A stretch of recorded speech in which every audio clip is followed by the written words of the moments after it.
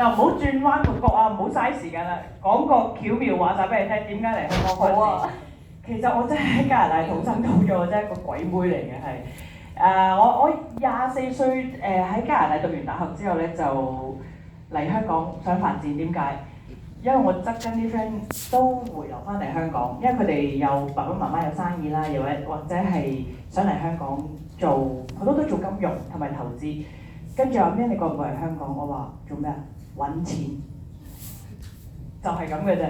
因為我發覺，我覺得啊，點解我一齊成長嘅一班即係中學啊、大學同學，突然間個個都覺得喂，我哋讀完書，加拿大又好似冇乜出路咁啊！因為大家如果有留意，其實我哋啲稅務啊，同埋咧工作升職嘅機會其實係唔多嘅，係因為佢哋係一個好穩陣嘅城市啊，同埋地方咁。如果真係想試一啲新嘢同埋啲機遇嘅話咧，其實香港係真係好 number one 嚟嘅，我可以話係。即係你話揾錢咧，以我所知你啱啱嚟香港揾工咧，應該係做 marketing 嘅喎。係啊。咁點解後尾又唔繼續做 marketing 咧 ？marketing 呢份工咧，其實係我阿媽想過嚟香港發展先嘅，係。即係其實咁樣嘅都要俾翻少少 background，我就係理科出身嘅，我 major in chemistry 喺溫哥華嗰邊個大學畢業嘅。咁跟住第3年之後咧，發覺唔適合自己性格，係人都知太活躍啦個人，咁所以就發覺我應該係時候轉行啦。咁我老豆話：你嘥咗我4年錢喎，咁爸爸唔緊要，我一定會畢業嘅，我又唔會話廢咗個3年學業嘅。咁我完成個 degree， 咁但係之後我好想轉行嗰種嘅話未知。咁跟住之後我畢業之後咧，就其實係揾緊工嘅。咁佢哋咧就咁啱就想請一啲 fresh grad， 咁我同時間咧就喺溫哥華已經做緊一啲 marketing 嘅嘢，同時間我亦都係自己 online submit 咗一啲 marketing 嘅工喺香港嘅。咁嗰時咁啱咧就好興就請一啲2文3語嘅喺海外嘅學生咧嚟香港做嘢做 internship 咁樣嘅。咁我又錯綜複雜，其實咩咧嚟到香港真係靠人好緊要。我細個都聽唔明呢句中文，就係識人好過識字。嚟到香港咧就實踐到啦。咁啊又係有 referral， 又係喺讀書嘅時候識咗啲朋友。喂咩你過嚟試一試啊？跟住話啊邊個都翻咗嚟呢度試一試啊。咁我就覺得 why not 咁樣啦係。咁我就膽粗粗就同屋企人講話，我想嚟香港做嘢。佢話 why？ 佢話加拿大唔好咩？我話唔係唔好，但我話我真係好想讀啦，我想試啊。即係你講到好。即係好理性啊，好抱負咁樣。咁因為我屋企人係好傳統嗰啲家長嚟嘅，咁所以變咗我都要講一啲好 sustainable 嘅一啲原因啦。但係其實真係想跳出一個框框嘅，就係即係想跳出一個正常嘅。即係其實講真，理科出嚟咧就一係打政府工，一係做醫療，一係就讀上去嘅。咁但係亦都唔係我想行嘅路，我想自己做一啲真係啱自己性格嘅嘢。咁於是我屋企人咧亦都係同我打賭嘅，就係好啊，你試下。但阿媽仔其實佢覺得，你玩得幾耐啊咁樣。即係阿媽亦都好了解我性格，佢都知道我係好想試一試嘅。同埋我媽咪都，佢都有一個 risk taker 嚟嘅，其實同埋佢係一個好機會主義者嘅信念嘅一樣嚟，所以佢就覺得。佢都對自己個女有信心嘅，我覺得係。咁所以佢就覺得我哋咪幫佢試啦。即係雖然爹哋好極力反對，咁但係人就係有時候就係要喺呢啲位度拿捏嘅。咁我somehow就行下，其實都好模糊㗎嗰件事，亦都冇 guarantee 話我見嗰份工咧係得嘅。但係條路行下，跟住俾我 hit 中咗啲工，又真係請我。跟住咁啱我媽又有啲 friend 又可以收留我住。咁啲路就係咁樣慢慢行出嚟，但係都係嗰句識人好過識字啦。呢個係事實嚟嘅。呢個係事實嚟嘅，呢個亦都係個人經歷，就係嚟到香港咧，真係冇嘢寶貴過得係你識啱人，同埋嗰啲人係真係喺你嘅角度去諗、去出發、去幫你，同埋真係佢好 honest 咁話俾我聽，咩你預咗低人工我知，我一出嚟就1萬蚊一個月，真係好 honest，而家都唔介意講我出1萬蚊一個月。係有少少靠自己積蓄啦，係捱嘅。咁亦都可能有啲 auntie uncle 啊，即係俾地方我住啊。咁但係 so far 係真係慢慢儲翻嚟嘅啲嘢係。咁跟住之後，但係都冇諗過娛樂圈嘅喎，一路都係 explore 緊。究竟喺香港做一個 expat， 即係做一個海外嘅工作者喺香港嚟落地生根係一件咩回事咧？即係你見到蘭桂坊咁多外籍人士啊，有咁多竹升喺香港來做，究竟係咩嚟嘅咧？咁我就越嚟越好奇啦，咁所以我就由嗰度開始咯，係。咁啊，頭先你講咗啦，咁就因為識人咧，所以就喺 marketing 呢一個嘅行業裏面喺度發展啦。咁而的確啦，咁啊本身咧聽人哋講就話嚟揾錢係咪？咁結果就10000蚊一個月啦人工。咁啊點樣去驅使咗你咧？知道咧你應該係自己去網上報名咧去參選呢個港姐嘅喎。有冇人知我係選港姐出身嘅？係啊，選港姐出身。因為嗱，我呢個人生咧仲有2個謬誤嘅，一個咧係冇人信我係竹升嚟嘅，即係仲 challenge 話我扮鬼妹啊！如果有人係笑留言 Facebook 咧，揾人幫我澄清啊，我唔係扮鬼妹啊，我真係鬼妹嚟嘅係，只不過我係好幸運就係由細到大有阿公阿婆湊大，我有讀中文學校，所以我係識睇、識寫、識講咁樣嘅，係好 fortunate。第2個謬誤咧就係、啲人咧就係佢喺隔離台過嚟即係有線啊，又話佢應該一路都有做電台啊電視台嘅，咁話我唔係啊，你係華裔小姐，我唔係啊，我真係陀地嚟㗎，我真係香港度自己地方㗎，咁所以咧就，但係亦都係因為呢啲咧原因咧，就有好多 conversation 可以 strike up 啦，咁就有好多話題啦，咁亦都係令到我人生咧係容易啲同人打破到隔膜，亦都係好容易draw 一個 attention， 令到人哋好想同我傾偈。因為佢一嚟望到我，你點可能係一個鬼妹啊？我一開口咧，我雖然淨我流廣東話，我學助語詞好快啊！因為你俾人鬧，你都知道咩事啊嘛，係。咁所以我由於我好奇，同埋我都想俾人鬧，我人哋話你死都知咩事啊嘛，係咪先？你俾人鬧到咁樣，你都冇反應，咁即係其實你未消化到嗰個文化喺邊度啦。咁所以咧即係廣東話對於我嚟講係一個好大嘅得着嚟嘅，因為令到我可以認識到好多人，同埋亦都係打破咗嗰個語言嗰個文化界限，咁令到人哋都唔會話覺得我係同一個竹升或者一個外人傾偈，佢真係當咗一個本土人咁去傾偈，咁就得啦。因為我都要一個好快嘅方法喺香港生存，咁亦都係因為冇呢啲隔膜咧，令到我好快喺香港適應到佢。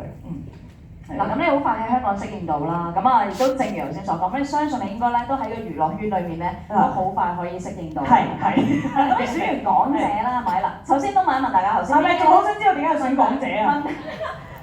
我真係覺得自己好靚。大家睇先，係啦，最緊要咧有常收嘅贊同嘅，真係覺得自己有一定嘅知識。同埋話睇到大學生啊，係咪先？係，嗰啲好興㗎，即係好興就係咩咧？你覺得自己樣 OK 啦，有學歷啦，即係覺得自己有自信咧，咁就得㗎啦。嗰3點式咧都係其次，其實真係好小事。而家諗翻轉頭，其實就係咩咧？即係你見到嗰班咧，成日喺電視睇嗰啲八卦雜誌嘅高層喺你面前出現嘅時候，就覺得原來你係樂小姐啊，咁樣都係好得意嘅。咁但係你一定要有一定嘅膽量同埋信心，相信自己嘅。咁但係去到後尾都係第4名，不過算啦，嗰啲過去咗啦。我啱啱就係想問大家，知唔知咩嘢咧？係攞第幾名？係僅4啊。唔緊要嘅係，嗰個係2011年。2011年嘅係，咁我就係嗰次嗰個玩法係玩心情嘅，所以連我媽都要上台。咁如果大家睇翻啲 YouTube 咧，應該都幾經典嘅。當年我個花名係龍躉村姑，肥腫難分。咁唔緊要，因為我而家有個絕之神嘅減肥廣告代言咗3年，所以我係得獎嚟嘅。一啲都 recall 唔到你有嗰個咁樣嘅花。唔緊要，但係大家睇到呢個廣告就得㗎啦，而家。咁所以我話人生就係咁樣啦，即係當你以為你喺嗰個舞台跌咗，但係你就會正就喺嗰個台度企翻，仲要可以做翻 Miss Hong Kong 嘅司儀，我可以主持咗7屆香港小姐，我見證咗7屆嘅冠軍，同時間我喺呢個台度攞咗好多個獎，即係唔係淨係我個人獎項，我代表咗好多節目喺一廠嗰個頒獎禮度攞咗好多個獎項。咁同時間就係大家以為我肥嘟嘟好肥，鬼妹仔食好多嘢，你唔好嚟，我做咗3年減肥代言人，亦都鼓勵咗好多女性係即係錫自己身體啦，同埋 keep fit 呢樣嘢，我覺得自己個心路歷程係 funny 嘅，真係我都忍唔住講，我個人生係俾人笑嘅，但係唔緊要，笑下笑下有啲嘢就會發生咗咯，係咁樣講開咧，就係頭先話做呢個選美嘅司儀啦，其實咧都知道咧，其實你就係參選之後咧，一入去電視台啦，最主要咧就係第一份嘅工作應該就係做主持啦，係咪？係。咁你自己其實咧係本身係一心都諗住朝住呢個方向發展啦，定係唔係啊？我不嬲，我自己覺得好口齒伶俐，一早咧就已經咧俾公司高層 spot 到呢一個嘅優點啦。嗰陣時個 case 係咁樣嘅，個 case 我都講翻少少 history 嘅。咁啱嗰陣時我哋係打緊電視戰嘅，咁隔離咧黃偉基先生咧，佢哋都準備開台嘅。咁咁啱嗰陣時候咧，我哋亦都係有一班藝員咧就過咗去隔離台工作啦。咁同時間咧，我第一份工咧就係TVB 嘅娛樂新聞台。咁啱咧，佢哋係少咗好幾個資深嘅可以兩文三語嘅主持，重點係識得飛英文地方國家嘅地方做主持。咁而因為我係有加拿大背景，即係個 passport 係加拿大 passport，我可以去好多地方。咁譬如我去美國、去英國、去澳洲，我係第一年入咗 TVB 咧，我係有三分一時間係唔喺香港嘅，我就係代表 TVB 代表香港咧，就係四周圍做採訪，唔係淨係訪問，係訪問全部都係荷里活巨星嚟嘅，即係李安納度，真係成個 Marvel 系列嗰班超級英雄全部都做過，跟住 Ben Stiller， 即係嗰陣時真係當紅嘅電影咧，我係其中一個首選係被委派去做呢啲訪問嘅，所以而家講翻轉頭，梁朝偉啊，見過。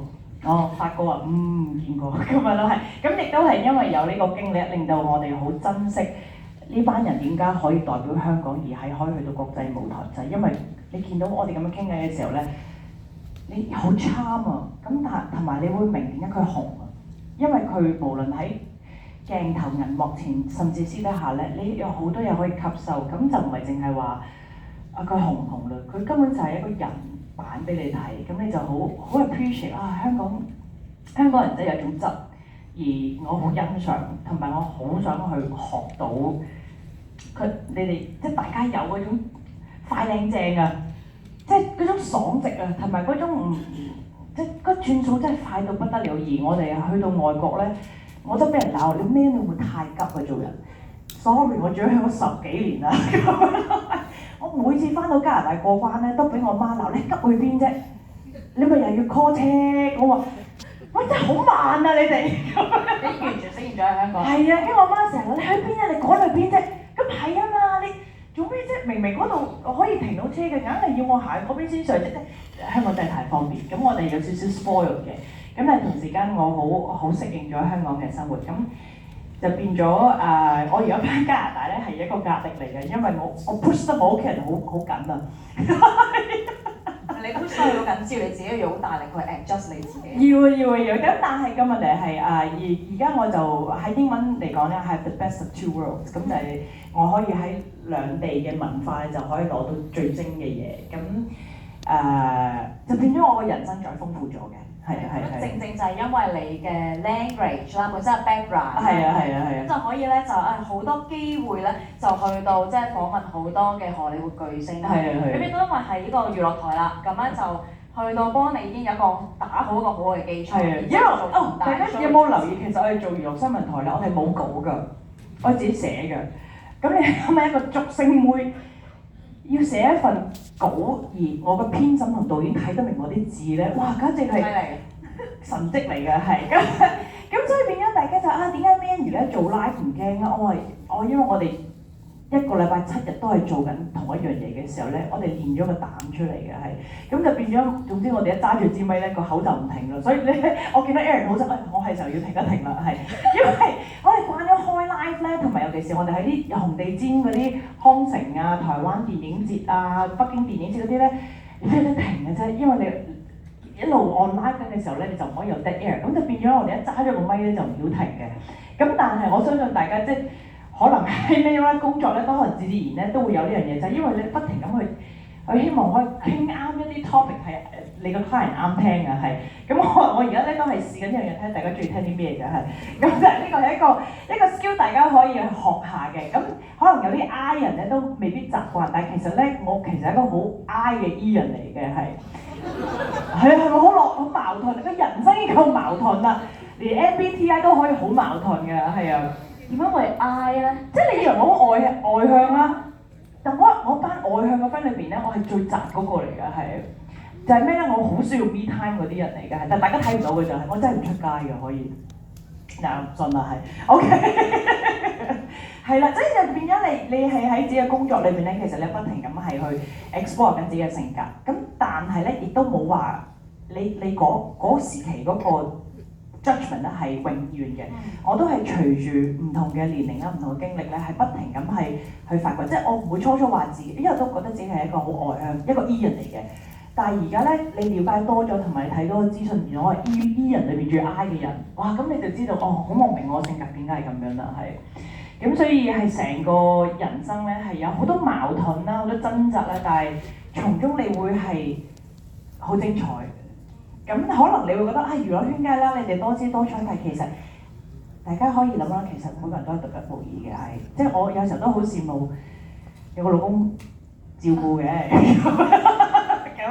咁但係我就揀咗我條路，咁我好羨慕啲 friend 即係翻到屋企又有小朋友啊，有老公錫啊咁樣，咁但係唔緊要嘅，即係我哋有另一條路都揾到滿足感嘅，咁但係我哋可以咁樣交流，已經係我覺得都可以豐富咗我嘅人生嘅，即係我可能我冇呢個經歷，但係我聽到人哋分享佢哋嘅人生，我聽你嘅分享，我覺得 that's interesting too 咁樣咯，係啊。其實咧，今晚咧亦都係一個機會啦，就好似頭先 Mayan 講咧，就俾大家再深度去到認識 Mayan 嚟係啊，啦。係咪冇人覺得 Mayan 講嘢咧係有邏輯㗎？我同 Aaron 講話，好啦，係時候大家都要適應下呢個係另一面嘅 Mayan，因為鏡頭上咧，大家可能都見我嘻哈哈。嗱，嘈呢樣嘢咧，我要再澄清啦。其實咧係我把聲真係好入咪，我亦都揾過一啲即係 physics 嘅教授咧，咩你個係咁啱你個頻率咧。係好入耳啊！但我又唔係刺耳嘅喎。但係總之咧，我個 frequency 嗱，如果有讀過 physics 嗰啲 friend 就明啦。咁啱嗰個 wave 咧係好應聲啊！咁但係其實我講嘢咧係丹田講嘅。有時候大家做得耐咧，點解話咩你咁嗌法咁講嘢都唔傷聲咧？就係我不其自然咧就用丹田講嘢，咁就變咗咧我唔傷聲，同我一輪嘴講成3-4個鐘 annual dinner 嗰啲咧，點解都唔爛聲咧？就係 train 咗100%啦！大家真係要揾方法去練聲，因為你咁樣咧2-3個鐘對住啲 client 咧，其實佢唔攰，你都攰啊！咁大家係要揾方法去養聲，咁其實咧我哋真係用好多巧妙啲 formula 係俾自己識運聲啦，聽到自己把聲啦，同埋唔好傷聲咁就變咗喺無論係我哋行業定係你哋行業咧，其實大家都要習慣揾到自己把聲啊，係。咁就變咗咧，點解有時候我把聲點解啲人哇咩好嘈啊咁樣咯？係其實我真係唔想，係因為你個電視真係太靚，二嚟咧係你電視真係好靚，一日就話哇咩你真人瘦咁多，你電視太大啦！哇你60寸乜嘢都大啦！哇你把聲好大，你唔好開咁大聲，我咪唔大聲咯。即係你同你即係譬如我爸媽咧，我50嚟聽中年好聲音，你開咁大聲做咩啫咁樣咯係。咁其實呢個係生活習慣嚟嘅，咁我把聲係響咧係我控制唔到，咁但係而家因為我咁響咧，我喺亞博啊，喺 Grand Hall 嗰邊咧，即係有時候啲喇叭唔夠咧，我哋真係唔驚嘅。但係你咁啱講開咧，就係你把聲好響啦，係嘈咧，係嘈啦。咁其實除嘈之外咧，其實咧都有啲人咧就好多時可能喺啲節目見到你嘅形象咧就係。嗶哩吧啦，嗶哩吧啦，嘈啦，大笑，牙尖嘴利，就調翻轉冇大冇細。其實係一個喺監製裏面俾你一個設定嘅一個嘅角色啊，定係其實你本身唔係㗎？我係好隨住自己嘅心意去到演繹咧，因為我會介意好多時就好似將你擺咗喺一個下巴位嘅一個嘅角色裏面咧。嗱咁樣嘅呢個性格咧係唔關電視台事嘅，咁由細到大都好百厭嘅係。咁因為我屋企係拉女嚟嘅，咁形成咗咧係比較活潑啦、反叛啦，同埋有嗰句講嗰句嘅，即係我哋唔收息嘅。咁但係再加上我喺外國長大咧，即係嗰個有嗰句講嗰句咧，其實嚟到香港係好危險嘅，亦都好容易傷害咗好多人啦。即係我哋講冇意啦，你聽過好介意啊嘛係。咁啊嚟到香港咧都要適應嘅，因為我哋講嘅太率直啊，同埋我哋好多時候係咩咧？喂，我講個問題俾你聽，咪講個問題俾你聽，但係原來聽嗰個人咧係未接受到嗰個真相。咁咧，你又唔可以話你花言巧語，但係同時間咧，其實你表達嗰個方法咧，係你要真係因應佢個接受能力。即係有時候我哋講話，嗱你唔可以話佢樣衰，你可以話係幾特別，你會揾到一個㗎係我都唔覺得自己好靚嘅啫，即係有啲係咩咧？其實你都話俾佢聽，其實係嗰個你真係唔係咁靚咁，但係只不過係好你用一個方法令到佢聽得入耳，咁但係你唔係話假嘅。但係有啲人嘅接受能力對真相呢樣嘢咧係未必 handle 到嘅。咁如果你唔係真係想傷嗰個關係或者感情咧，其實大家都要學下呢個 skill 嘅。即係我相信大家有時候同啲客人講，其實咧你真係唔好諗咁多啦，即係。因為有時候佢知嘅真相，其實我好話俾你聽，有95%嘅人咧，其實佢裏邊知道嘅真相係乜嘢嘅。但係佢需唔需要由你把口講？定係其實有啲老細咧好奇怪喎，佢又想你講到佢心裏邊嗰句喎，但佢又唔想你完全講晒佢心裏邊嗰句喎。哇，咁啊好複雜啦。咁但係佢又想你明，但係你又有時候講啱佢心嗰句咧，佢又好開心。咁所以有時候我哋即係無論係對我哋其他 staff 啊，或者我哋對 client 啦。其實係一個好微妙嘅一種藝術嚟嘅，係即係我哋點表達個真相，同時間你講到佢心嗰句，但係你又好想由佢自己講翻出嚟係最舒服嘅，因為咧有好多時候你有啲缺點啊，或者有啲問題嘅嘢咧，其實側嘅人講咧係冇用，因為其實佢自己知嘅，只要佢自己係去承認，佢自己去面對，去揾解決咧，其實先係最實際。咁所以我哋作為旁觀者啊，或者我哋作為即係幫佢嘅即係無論係 menu 嘅 staff 又好，點幫佢都好咧，其實我哋就係希望我哋同步 on the same level 去面對嗰件事咯，係咁好得意嘅。其實呢啲 human behaviour 呢啲嘢咧，其實我好中意研究。咁但係同時間咧我開班嘅，其實呢啲真係，因為點解咧？因為我哋好多時候我哋做 MC 咧，我哋唔想一板斧啊，我哋都唔想好行咁咧跟邊一套，即係我係好彩定我可以喺好多個金牌司儀身上，無論男性定女性，我不停咁去吸，即係嘟姐我吸一套，汪阿姐我吸一套，曾生曾志偉啊、Lego 啊、心理啊，即係我喺佢哋身上咧吸一套唔同嘅 formula， 而我揾一套咧係適合我自己。咁 so far 咧，我就形成咗邊有呢一種咁嘅百厭嘅風格啦。但係當中後邊咧係有好深厚嘅感情，所以我先可以咁樣玩嘅係。咁呢種性格咧，其實係有好多信任啦，同埋係好多溝通。你一定要溝通，即係我好想用呢種演繹，你得唔得？咁但係咧，我又唔可以用我平時鬼妹嗰種好率直嗰隻，你一定要跟我嗰套咁行。你係咩咧？你一定要拿捏，就係你不停咧係又唔可以話係妥協，但係你不停咁揾個平衡。喺你嘅經驗嚟講，你有冇見過呢一種演繹？佢未。如果我咁演得唔得？我或者我呢句説話咁講得唔得？咁其實咧有好多 back and forth 嘅。咁我相信大家咧面對 client 咧都有呢個情況，就係咩咧？佢有一套諗法，但係我哋有冇啲適合嘅 package 啊，或者產品適合佢又唔係？我再試下呢個得唔得？咁其實咧好多 back and forth 嘅。咁其實我哋都係嘅，係好多來來回回。一來咧好難咧係。一嚟咧就知道大家嗰套諗法係乜，又係嗰個 point 咧就係咩咧？佢又未講晒佢心裏邊嗰套，我又未知道我可唔可以完完全全咁袒露去講我嘅真相，咁就好多時候咧就會有呢啲情況出現啦。所以我都好鼓勵大家係 You are not alone 係啊，頭先我哋開工都係咁樣嘅，係啊。頭先 Mayan 咧就講咗啦，其實咧我心裏面咧有好多説話都未講，我都好想同 Mayan 你講。係啊，我都希望可以盡量時間可以講一啲實用嘅 case 俾大家咧，因為即係無論我哋娛樂圈啦，甚至即係 Ming 咧好多同事咧，我都好多把握機會同你哋溝通下，傾下大家而家點樣啦？即係個競爭係大嘅，係啊，所以我都話，大家共勉之啦，係啊。頭先講開咧，競爭係大，就因為咧頭先之前咧都同 Mayan 去傾過偈啦。咁頭先都講咗啦，佢咧就去到向唔同嘅，可唔可以叫做師傅或者伯樂啦，即係好似頭先講嘟姐啊或者志偉哥啊，去到吸收佢哋嘅經驗啦。而你咧就好得意嘅喎。其實咧 Mayan 咧喺攞獎之後咧，佢都有一個嘅諗法嘅。嗱，通常咧可能喺個行業裏面，大家都會驚自己會俾人忘記啦，或者咧會係會俾人取締啦。但係調翻轉 Mayan 咧，就會覺得咧應該咧佢係要去傳承嘅。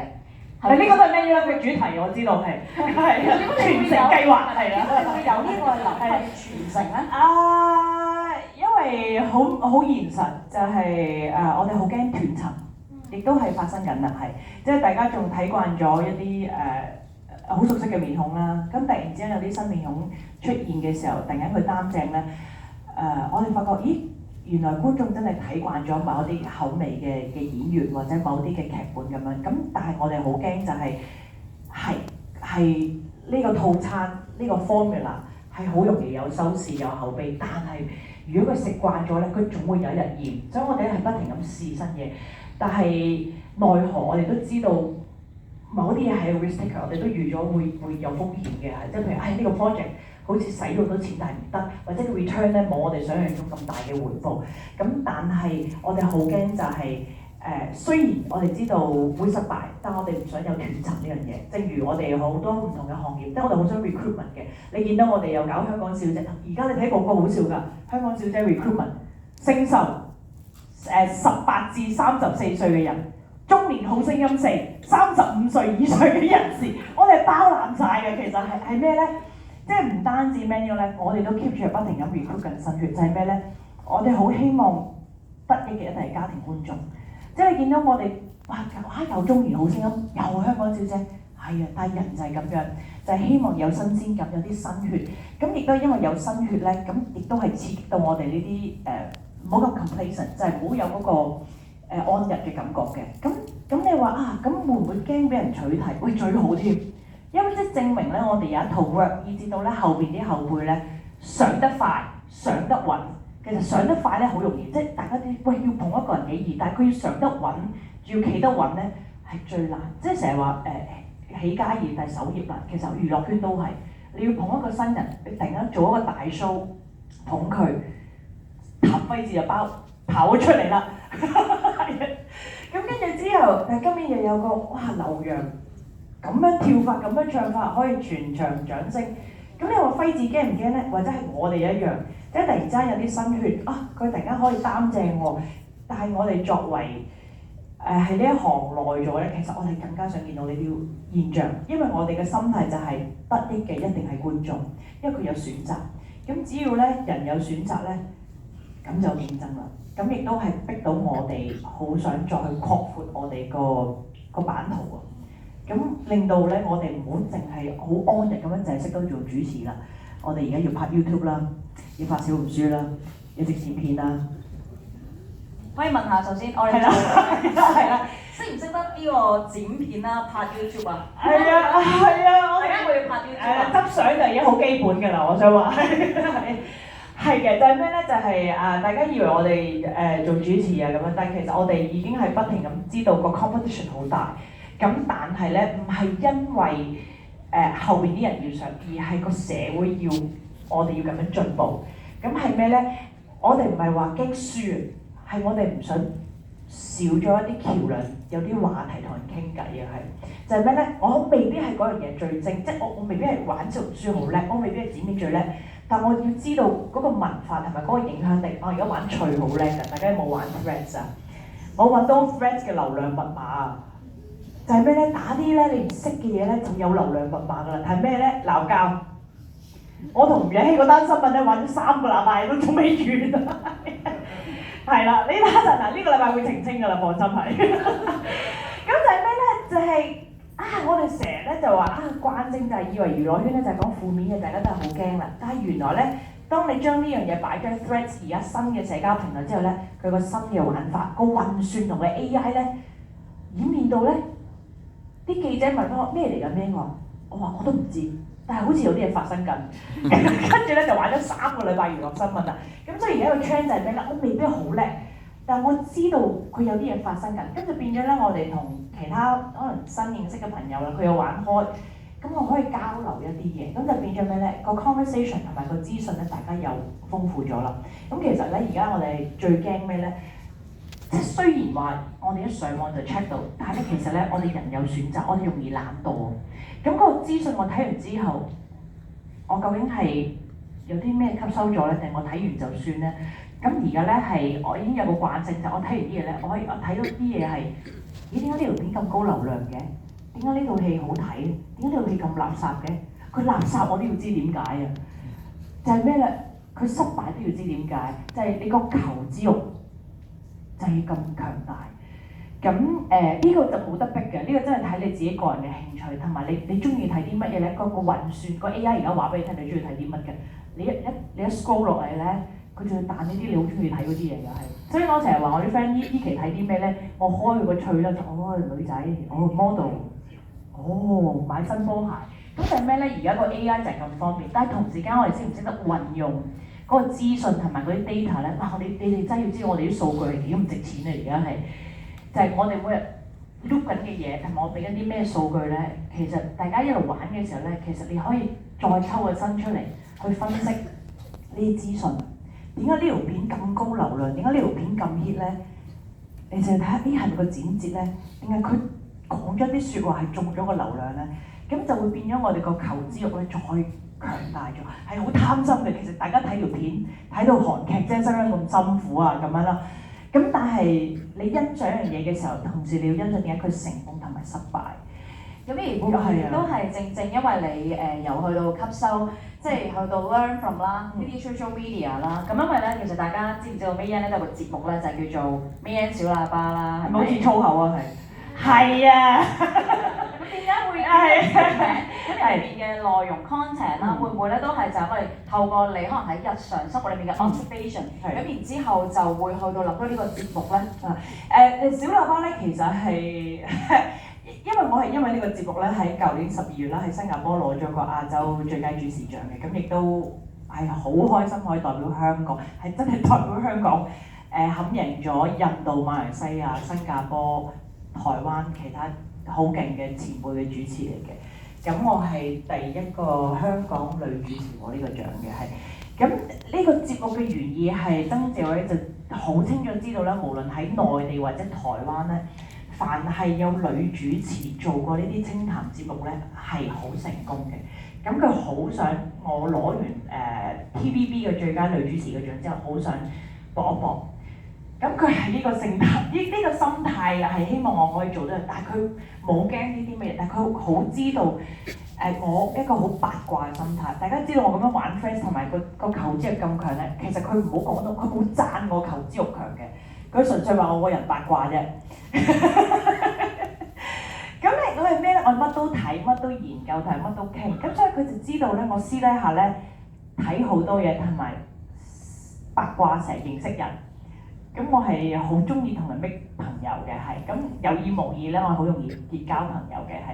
咁佢就知道我有呢個特質，佢就覺得你可以有自己嘅清談節目，而且係講到明係女性角度去出發，因為 TVB 係近呢10年係冇一個藍本俾我哋去參考咯。咁我就於是我話好啊，試一試啦。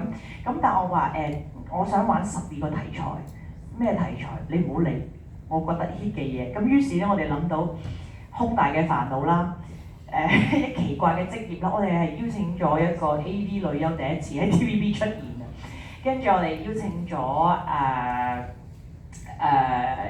一班同性戀者上嚟啦，跟住亦都係好危險啊！其實因為喺電視角度嚟講，呢個係一個好大嘅 challenge， 因為我哋有電視廣播條例咧，我哋講好多嘢咧係基本上有1/3係唔出得街嘅。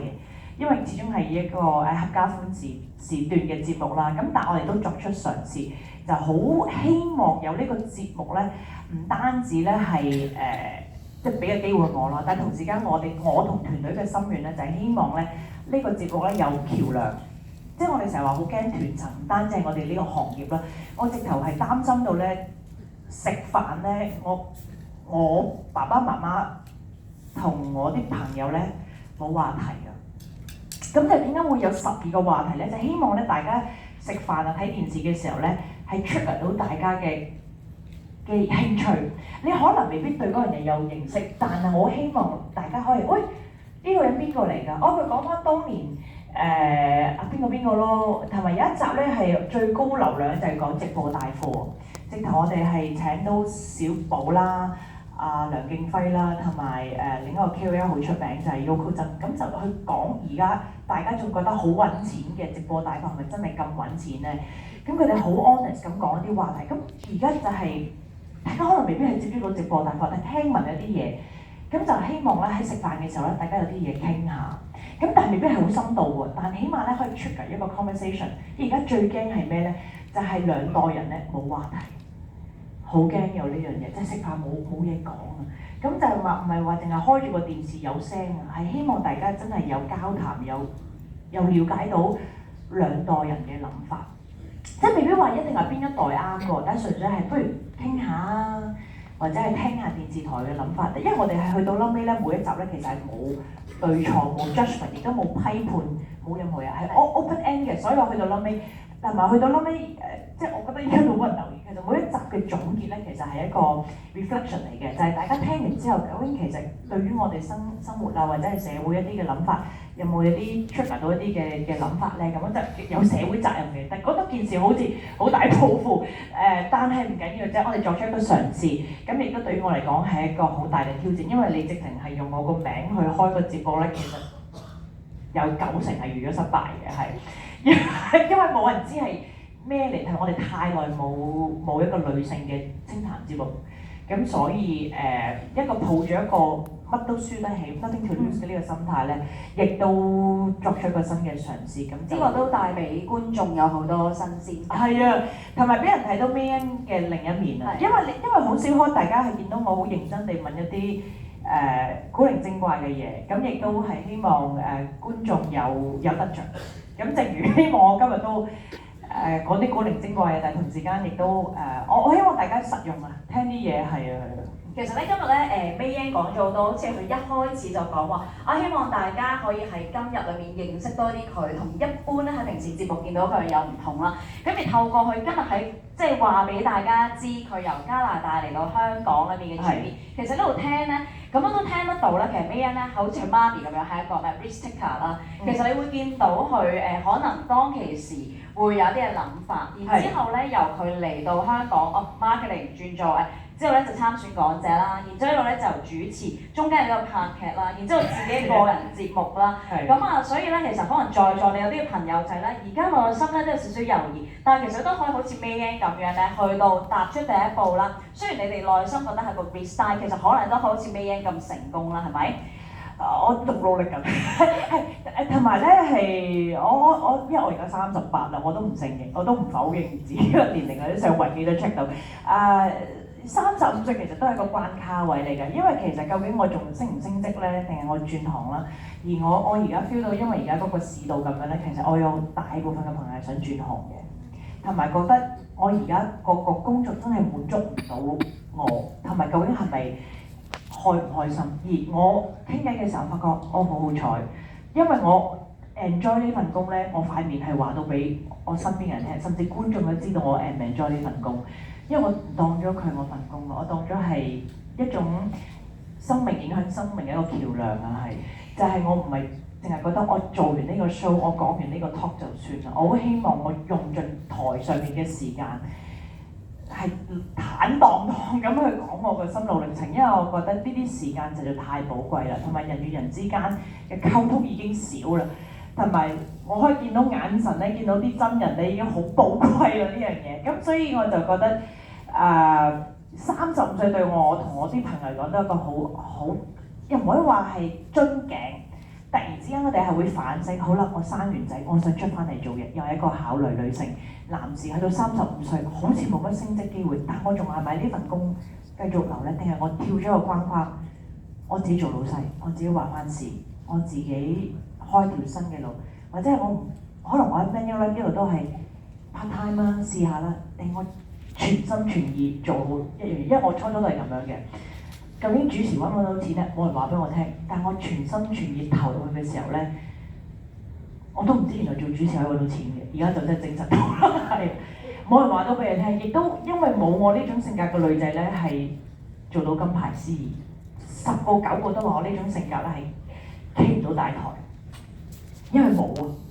咁但係我都同好多人講話 ，You may be different, but you may be the first。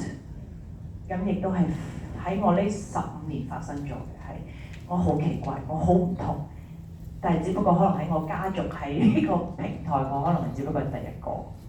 係其實可能咧，好多人咧會覺得要做到一個女司儀就已經咧會有一個既有嘅藍本，覺得應該咁先叫成功啦。好似 May 咁樣講咧，其實成功咧係因應你自己點樣去行嗰條路出嚟。係。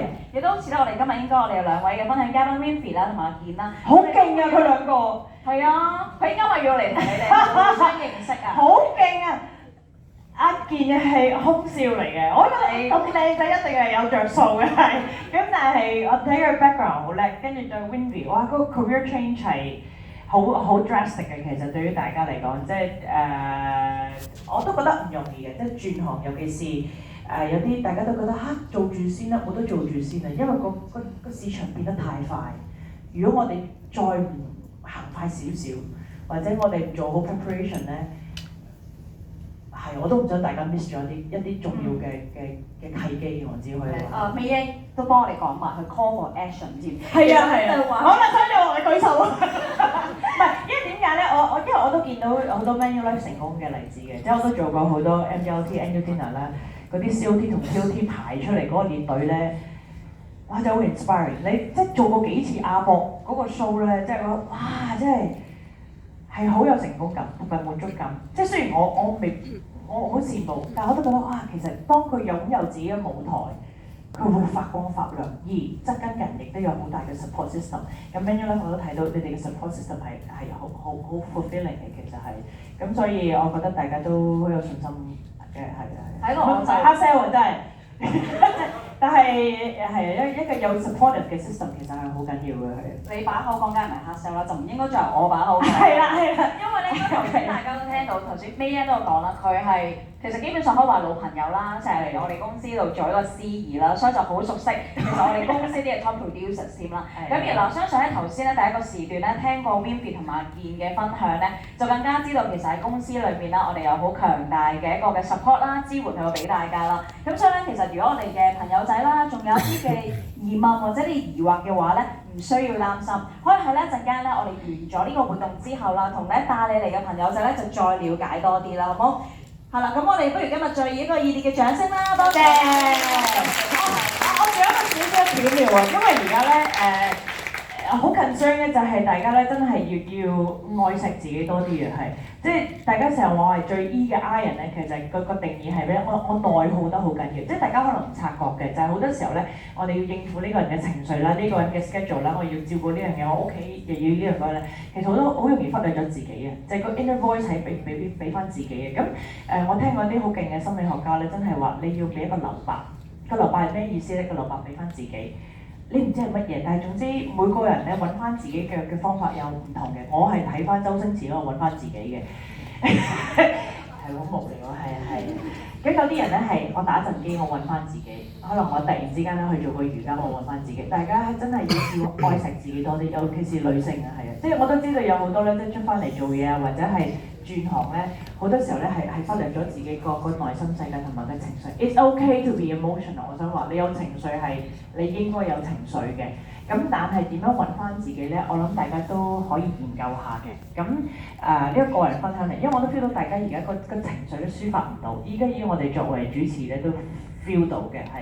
咁我希望大家揾到自己嘅 career path， 即係揾到自己嘅興趣事業之餘咧，其實真係愛惜自己多啲，因為好長遠嘅係啊。多謝美嘅，哇！喺度喺周星馳啦，攞你嗰個嘅我唱燒雞翼啊，係。再睇你嘅節目啦，去到咧揾我哋嘅程序員。可以，你可以得閒開翻我哋 YouTube 都可以幫下手嘅，係。好，我哋不如再俾一次熱烈掌聲，多謝。Thank you。我哋亦都咧會有請 May 咧喺度台下啦，同我哋咁多位